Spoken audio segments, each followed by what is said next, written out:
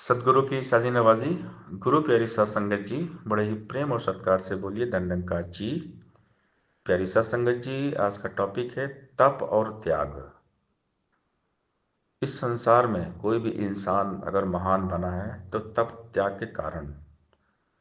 बिना तप और त्याग के इस दुनिया में कुछ भी नहीं मिलता। तप और त्याग करना बहुत जरूरी है। जो तप त्याग करते हैं वही ईश्वर को भाते हैं। ईश्वर उनको ही पसंद करते हैं जिनके जीवन में तप और त्याग होता है, क्योंकि ये भक्ति तप त्याग से ही होती है। हमारे अंदर के जो विकार है उनको त्यागना पड़ेगा,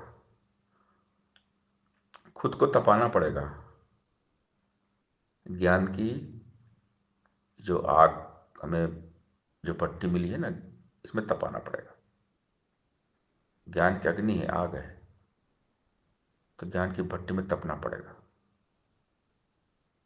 जो तप जाता है इसकी लाइफ में त्याग होता है। काम, क्रोध, लोभ, मोह, अहंकार का त्याग करना पड़ेगा। हर बुरी हैबिट जो हमारी है उसको त्यागना पड़ेगा। तब जाकर हमें परमात्मा मिलेगा। परमात्मा का ज्ञान होना और परमात्मा को पाना दोनों बातें अलग है। ज्ञान तो सब लेते हैं लेकिन परमात्मा को पाता कोई कोई है।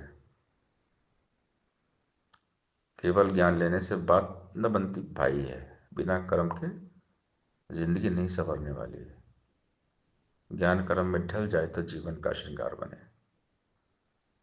तो ज्ञान कर्म में तब आता है जब हमारे जीवन में तप और त्याग होगा, समर्पण होगा, सहनशीलता होगी, विशालता, दया, क्षमा, ये तमाम दिव्य गुण जब जीवन में आएंगे तभी जाके हम तप और त्याग कर पाएंगे। तप त्याग करने वाला इंसान ही महान बनता है। तप और त्याग इंसान को बहुत ऊंचा उठा देता है। परमात्मा के दरबार में तप, त्याग और समर्पण की आवश्यकता होती है। सदगुरु की भक्ति इतनी आसान नहीं होती।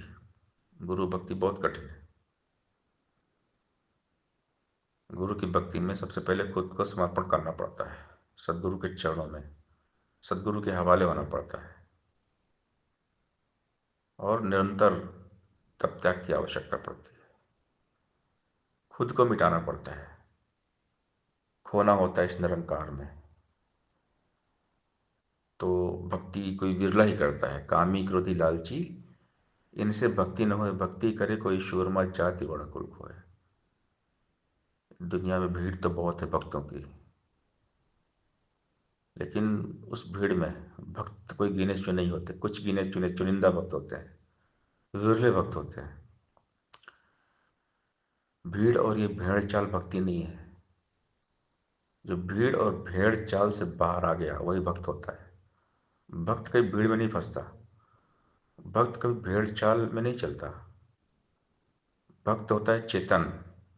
सदगुरु जी ने क्या बताया वो करना है। सदगुरु के नक्शे कदम पे चलना है।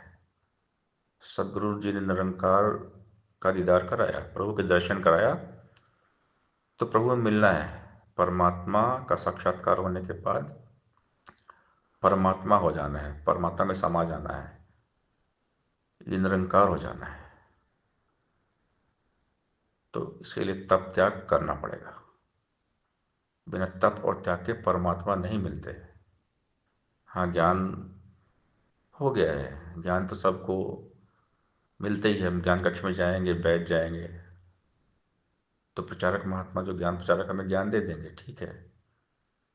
ज्ञान लेना और ज्ञान को जीना दोनों बातें अलग है। हमें ज्ञान तो हो गया ये पानी है, ये भी ज्ञान है, पानी प्यास बुझाता है। तो जब तक पानी को पिएंगे नहीं, प्यास नहीं बुझने वाली है। इसी प्रकार ये ब्रह्म ज्ञान है। हमें पता चल गया ये ज्ञान है, ये निरंकार है, ये परमात्मा है, कण कण में है, जर्रे जर्रे में। हम बहुत सारी बातें बोलते हैं, पढ़ते हैं, सुनते हैं, कहते हैं, लेकिन जब तक ये ज्ञान जीवन में उतरेगा नहीं, ध्यान बिना, ये ज्ञान का बिना उतरेगा इस जीवन में। पल पल सुमरन वाली जोत जगानी होगी इस मन में। तो ध्यान कौन करेगा?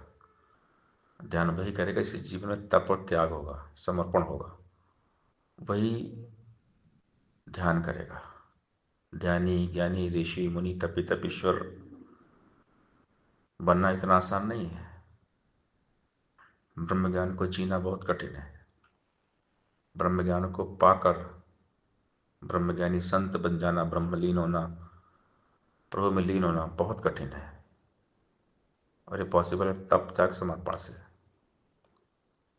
तो जीवन में तप त्याग होना बहुत ज़रूरी है, समर्पण का होना बहुत ज़रूरी है, तभी जाकर ये निरंकार मिलता है। बिना तप त्याग समर्पण के निरंकार कभी नहीं मिलता। सत्संगत जी प्यार से बोलिए, निरंकार जी